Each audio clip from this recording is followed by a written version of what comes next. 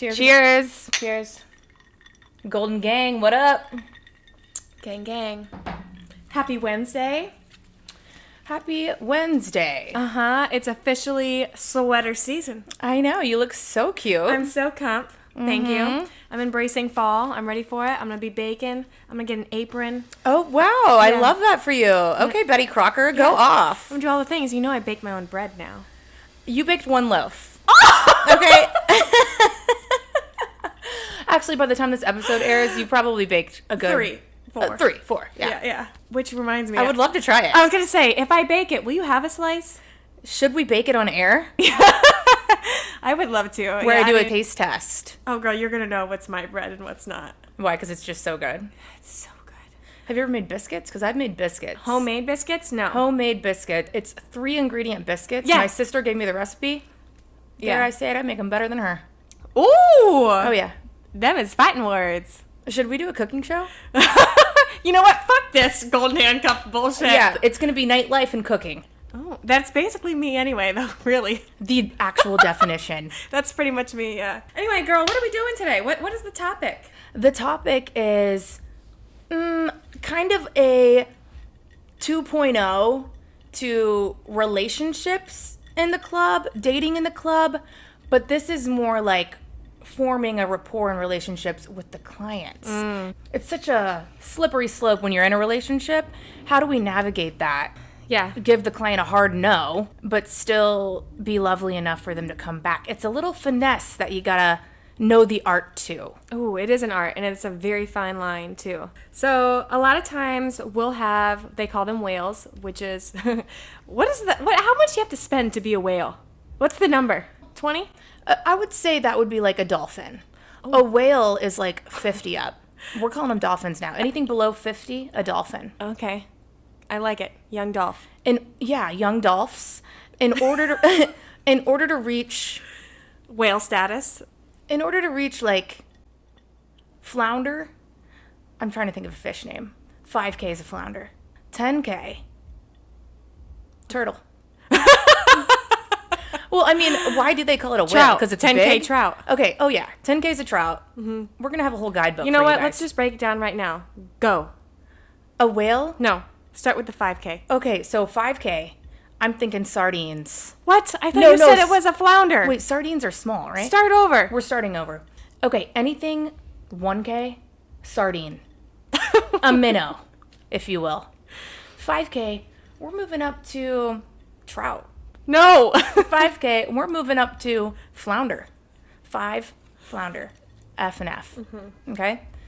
10, it's giving trout. 20K, turtle.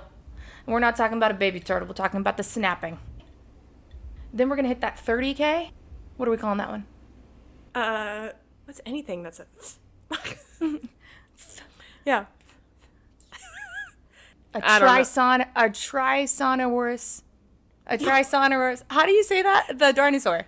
The Triceratops? No, the trisonotaurus. Hold on. Wait, what is it? The Tyrannosaurus? Tyrannosaurus.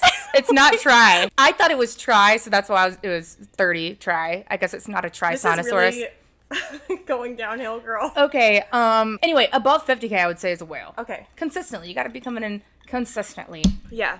To earn the honor. So of being the a whale. point of what we were getting at, which hopefully you cut out 3 minutes of that, is a big fish in a small pond. Yeah, we have a lot of whales that come in, and they're big buyers. They require a lot of attention. They expect a lot of attention. Honestly, they deserve a lot of attention because they come in and they change people's lives, really. So you have to develop a certain relationship with them so that they keep coming back and they want to be there because, yeah, it's not all about the bottle girls, but when somebody comes in and you have like a group of people taking care of you that you're familiar with and that you like, it makes that experience so much better. Yeah. You probably feel the same way. Even going into restaurants, you got somebody who knows your order. It's like... Right. It's like, let me get the regular. Exactly. Yeah. That's like a dream of mine, to go into a place and be like, I'll just take the regular. And they know exactly what I want. Going above and beyond. Mm-hmm. And we do that for every client. Right. But these in particular, obviously, they are paying our bills. So a little something special. And sometimes you got to put up with some weird stuff. Well, wait, I actually do have some weird stuff with one of my clients. Okay, as I'm sure many girls do because it happens everywhere. So go ahead. He came in one time and his shirt was wet. And I was like, oh my God, did I spill something on you? Like, I thought it was alcohol, right? Yeah. He's like, nah, man, the new girl I'm with peed on me. Stop! I'm like, you didn't want to change your shirt? Stop it. You came in with piss on your shirt and I just gave you a hug? Christine. I was like, excuse me? But I mean, to know this guy, you're just like, oh, okay. Like, awesome, cool. So what are we drinking tonight? Right. Anyway, yeah, it just rolls right off now. The shit that we get used to is like unreal. But have you ever had to like really like maintain a relationship with a big buyer? Like, have you gone above and beyond? A lot of times people will hang out with buyers. Yeah, so I'm not one of those that takes it to the level where I'm like going after work to party with them. Now, I've done that with a specific couple, but you know, we do have a couple girls that really do like take one for the team and like they are great with the clients and they really do form relationships and bond with them. And, you know, me being in a relationship, there's just some things I'm not going to do, you know, which the fine line that we talked about. But I did actually, we had a really big spender come in, super cool guy. And I was kind of new at the time. And a lot of the girls had already built a relationship with this guy. One of the vets was like, hey, let's all not finish the night here. Let's go to his place. So we went back to his hotel room. And I was just going to drop off a friend because I'm like, you know what? I can't be doing this. They ended up dragging me inside, which I'm happy I did. I mean, he was such a cool guy. And nothing crazy went down. We just all had a little powwow. We were sitting on the floor just chatting until 5 a.m. until the sun came up. But what was funny was the main girl that the vet that was inviting everybody to come wasn't there. So we were like, where is she? Like, we were all coming because she asked us to go with her, right? We're all in sweatpants at this point because we changed into sweatpants after we get off work. Right. All of a sudden, 5 a.m. hits. We're all ready to like bounce, at this point. She comes in, hair done differently, full outfit, head to toe, heels. And we're like, oh, she came on a different agenda. She went home and got ready for a little rendezvous. Oh, well, he was probably paying her something for the next day. Well, I don't know, but I just remember all of us girls were like, okay, she's really taking one for the team. But that was fun. It was chill. Nothing over the top. Yeah. But I'm sure anybody else, like, listening to this, if they had, like, a boyfriend or girlfriend, they'd be like, what the fuck? I'd be so pissed. Yeah. You know? How much did this guy spend? He, like, in the 200s of thousands. Yeah. Hundreds of thousands. Hundreds of thousands in one night, one go. Boom. A life-changing amount. buyer. Okay, so it's not like he came in and spent, like, $20K and you guys were like, oh, let's go back. No. Did he tip well, too? $100K. Shit. Yeah, a good man. Yeah, that's insane. A hero, that is if you insane. will. Like, we do split it. Yeah. And then again, state taxes in California are the worst. But so grateful.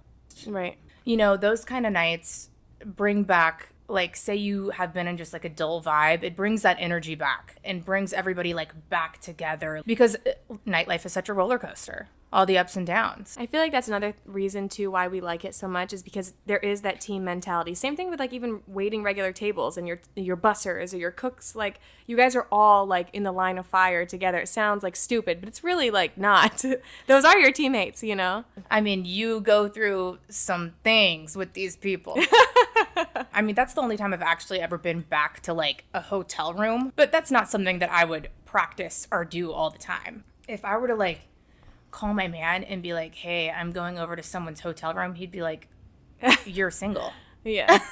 Well, he also works in the industry and he understands what's going on. I mean, he gets some things to a certain extent. Like, I will hit the strip club real quick. Yeah. You know? Like, I'm getting older, so, like, my party days are kind of over. Yeah. But, like, if everyone's going, if they're giving me money to throw, I'm there. I like the strip club.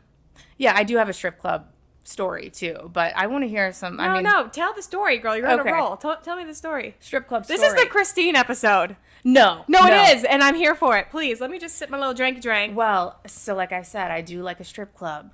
All right, I've been to the strip clubs in my days. I lived in Atlanta. All right, we got Magic City where they're doing acrobats on the ceiling. Got Pink Pony. We got cheetahs. Now, LA's a little different.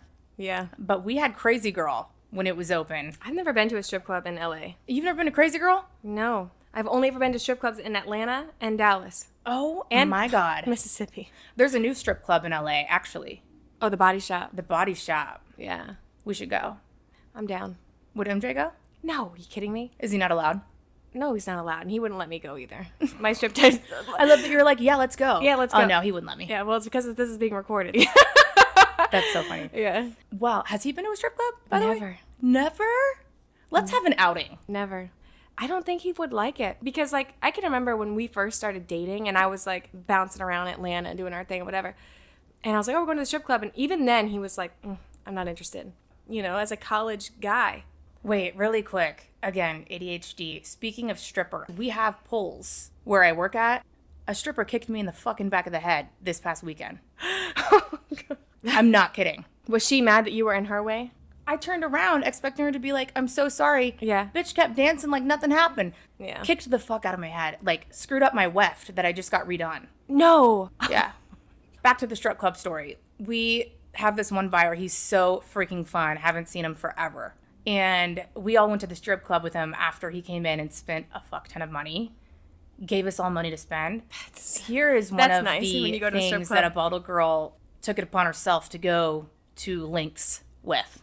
So we ran out of ones.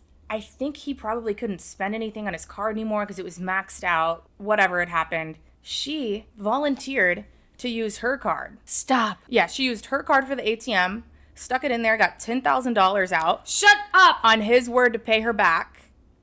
He did pay her back, though. He did pay her back. We can breathe. But I would never do that. But after she did it, we kept throwing those ones. It was all good. But like, yeah. But she built that trust and communication. Wow, that's wild. But yeah, that was a fun night. So I don't really have like too many experiences with whales because my places that I've worked at, for the most part, are smaller venues. What about trouts? Flounders, trouts, yeah. So this buyer came in and he was friendly with a few of the servers. Like, they had texted him, they had gone out with him like a couple weeks prior, they knew he was in town, kind of baited him to come in. He came in. Baited. I know, I thought of that after I said that. I'll get into that in a second. Actually, let's just go there now. How do you bait a buyer to come in? Oh, shit. Because I know how I've seen it happen a couple times. Girls will take pictures of themselves and be like, come in, come see us tonight. I leave that up to the other girls, you know? I know. Same. I just reap The single ladies. Yeah. But I mean, they be baiting those buyers. And it works. And they catch them. So here's my and next. reel them on in. So here's my next question. So this big buyer came in, right? And he spent $100K. And he had come in because these two girls had kind of like worked him a little bit. And, you know, do you think those two girls should make more of a percentage of the tip that we all split? I think that nightclubs and owners and managers discredit how much bottle girls play a role in bringing buyers in. And I think going forward, whether it was somebody's previous client or not, just because you brought somebody in a couple times doesn't mean you were the one that brought them in this time. And I feel like payment should go accordingly to the person that brought them in, but from the commission of the sale.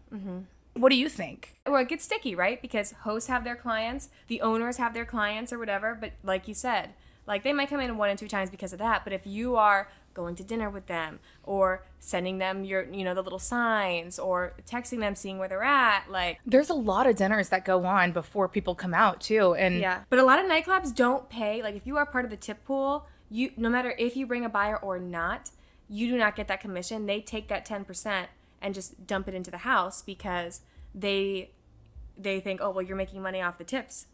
But, like, you're not even making 10% off of what the sale is after everything is broken down. Right. You know? Because I've had that before, too, where even I wasn't even working that night, and I wanted to send a buyer to my girls over at the club because they were working that night. I was going to send a buyer over there, and I asked my manager, I was like, can I get 10% of whatever he spends? And they're like, no. I'm like, well, I wasn't scheduled tonight. I'm not even there. And they were like, no. So I was like, okay, bet. So I sent my buyer to a different nightclub that I knew I was going to get a commission. And I felt bad. that's what I would do too, though. Yeah, well, I felt bad because, like, my friends were at this club, you know. Yeah, but if you're putting in the work, you want to get paid. 100%, yeah. Okay, question for our golden gang. We have our own opinions. But do you think that if, as a bottle girl, you are putting in the effort to get a whale in or a big buyer and they come in, do you think that you should get a higher percentage of the tip pool because it was your sale, essentially? Let us know. Very sticky. Yeah. Back to what I was saying. This buyer came in and he kind of like was intrigued by like, you know, a little bit of the stuff we were talking about, like a little bit of my story, how I moved out here. And he wanted to exchange information. And he was like, you know, I'll let you know when I'm in town, blah, blah, blah. And I was kind of new at this big nightclub that I was working at. And I didn't want it to seem like I was overstepping or stepping on the other girls' toes, the ones that brought him in. Yeah, I know that all too well. Yeah. If they saw me exchanging information, which, you know, it could have benefited me in the long run because I work at a ton of nightclubs, you know, so like I could have maybe reached out and like got him to come somewhere else. But it's like, oh, is it worth, you know, creating turmoil within your group? Or do you just kind of put number one first? I think no one has a claim on anybody. Yeah. I think if the buyer wants your number, it's fair game. And that would be foolish if someone were to create a problem with that. It's not like you're trying to overstep anybody's, you know, situation, but everybody has the opportunity to build a relationship with somebody. Right? Yeah. Mm-hmm. But I mean, I know how girls are, and they could, behind your back, they'd probably be like... ripping you apart. Yeah. Which is none of their business. Period. Yeah. So how does your husband deal with connections you might form in the nightclub? I mean, do you give your number out? Do you not? Now that I'm married, there is no connection with buyers, really. I mean, like, as a manager, it's a little bit different. I think he understands that, like, I have to have those relationships. Like, we were actually in Colombia, and there's a time difference, and one of the buyers was calling my phone. What was 4 in the morning our time. Oh man. Yeah, because it was 2 a.m. in LA, and he was trying to get in. He was like, "Are you guys?" He wanted to know if we were open or not. You know? And MJ woke up out of bed. I was like, "Who the fuck is calling the phone?"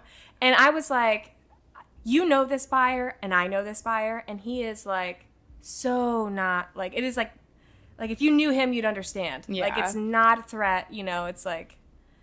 Literally, he just wanted to know if we were open, and he's calling the manager of the club, so I get it. But, like, MJ is a complete outsider. I totally understand, too, why he's like, who the fuck is this dude calling the phone at 4 in the morning?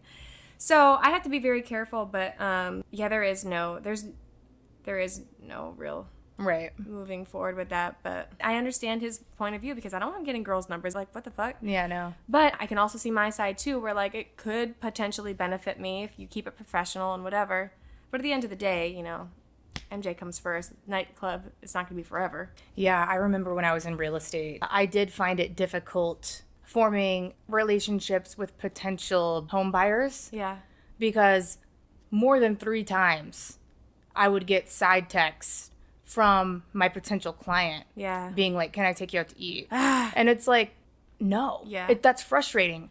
I'm trying to sell you a home. Right. Like then it gets awkward. And I found it really hard. Some people are good at separating it, but like I found it hard to navigate that. I'm like, I don't know how to make these people think that I'm not trying to like get with them or that I'm like open and available for dating. I'm trying to run a business here. Like what the fuck? I think I have a problem with that in general, you know, like just being too nice, like too friendly. And it's something that I'm still working on. Like, because I just have a hard time, even if somebody does, like, you know, hit on me or whatever, I never just want to be a bitch just to be a bitch. I just don't, that's just not what I would do. I don't either. But when do you draw the hard line? Because you also don't want to do it too soon. Because, like, you don't really know, like, are they really trying to, like, hit on you? Or are they just being friendly? Because my worst thing is, like, if someone's just being nice, I'm like, I have a husband, you know? And they're like, oh, whoa, I was just... literally, you're not even cute. Like, relax. Oh my you know? God. Like, that would be fucked up. Wait, I have a story about this. There's this kid, right? He's, like, in high school. He's, like, 17. Oh, my God, 17. Yeah, he came up to me, and he was like, excuse me. Like, he was like, you know, he was like, I just want to let you know, like, you're so beautiful. Like, whatever. Like, how old are you? And I was like, oof. Let me start by saying this. Like, don't stop doing what you're doing. You know, because I didn't want to break his confidence. You know, like, he's a kid, you know. I was like, I mean this in the most respectful way ever. I'm way too old for you, and I'm married. I'm 30, you know? Yeah. He was in high school. But I was like, but don't because that rejection has got to be so hard for guys, Right. you know? So, like, you have to do it in a way, like, because you want him to still be that, And like... he's, like, young and impressionable. And doing it in person, like how they used to do back in, like, the old days, you know? Like, I want him to keep doing that, but, like, oh, it's just not over here, you know? Like, Right. just a little bit over this way. But I'm also like, oh, my God, like, how old did you think I was? You know? Like, that's pretty ballsy. That's for great. a 17-year-old to come up, yeah. You look 16. Girl, I don't know. Anyway. We had somebody kiss a buyer on the lips this past weekend. I saw it. She didn't want nobody to see, but I saw that menu go up. Stop! She covered it with the menu? I saw the menu go up. Okay. And I saw a little, oh, yeah. Girl, that happens, though, all the time. Your favorite line. Get it how you live. Yep. Get it how you live. And you know what? If she's down to do it, you do it, girl. Like, I'll be your you do it cheerleader. for us. Yeah, exactly. None of us are mad. It's, if anything, it's helping us. So yeah. do what you got to do. Taking one for the team. Yeah, taking one for the team. Oh, I did have a girl, though. This is actually... We had a girl who liked to not wear panties with her outfit. And it wasn't... Did she wear pantyhose? No. It was a dress. Yeah. I'm appalled. Yeah. Oh, yeah. No. You know how many times- Unacceptable. Oh, my God. Her coochie was always out. Just like coochie out. Are you kidding? No, I'm not, actually. Was it cute, at least? Oh, I don't know. I don't like coochies. Okay. Well, me neither. But, like, But you I know I guess you know what a good coochie looks like. Yeah, I guess. It was clean Also, looking. I hate the word coochie. Oh, sorry. What do you, nani? What do you like? Nani? What the fuck is a nani? What do you like? Vagina. Coochie. It's a coochie. Have you ever heard somebody say twat? That's a bad word, Christine. That is a gross word. That's a bad word. Twat? Yeah, if somebody calls you a twat, them is fighting words. You little twat. Yeah, fuck you. That is not a fighting word. That's like the C word. Anyway. Cunt? That is not that bad. Have you ever been called a C word? Have you ever called you that before? I don't know, but there was this whole fad of being like, it's giving cunt. Yeah, like, looking good. Oh, no. Okay, anyway. Yeah, some guy called me a cunt at the at the ATM, and I cried. You let a stranger make you cry? Oh, yeah, I bawled my eyes out. Completely broke down. MJ was there. Had a total meltdown. Why did he call you a cunt? Yeah, because I guess I was taking too long. I was at this ATM, and I was trying to get out, like, a certain amount of money, and the ATM was taking forever, and this line had kind of, like, formed behind me. And so I turned around, and I was like, I'm so sorry, guys. Like, I really needed to get the cash out for something. I don't remember what it was.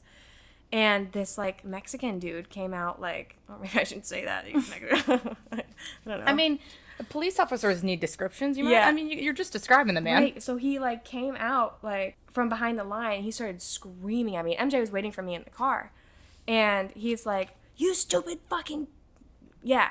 You stupid fucking whatever. Like, what are you, stupid? Are you just gonna hold up the whole fucking line? This isn't your world, princess.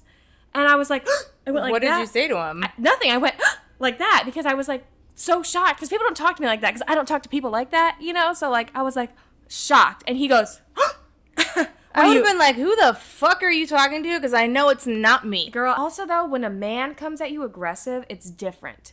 Like, because he was like fists up like this, like kind of like, you know. Again, my toxic trait, Yeah. I'm bucking up. Yeah, you say that now because that's what I think too. But I was, girl, MJ like finally came around and he was like, is everything going like okay? Like, what's the holdup? And I was like, no, it's not okay. Like, this guy's like, Did he see the guy? Yelling at me or whatever. You know what? I didn't even want MJ to like say anything to him because it wasn't to the point where I needed MJ to like really step in. And heaven forbid I was the reason that MJ got into like an altercation like that because MJ would kill him, you know? And then I'd lose my husband for an ATM problem. You know what I mean? Oh my God. Like, it's not even worth it. I know. Yeah. Like, only if somebody is like harming me would I want him to step in. Now I want to tell this story, but we're sidebarring so off.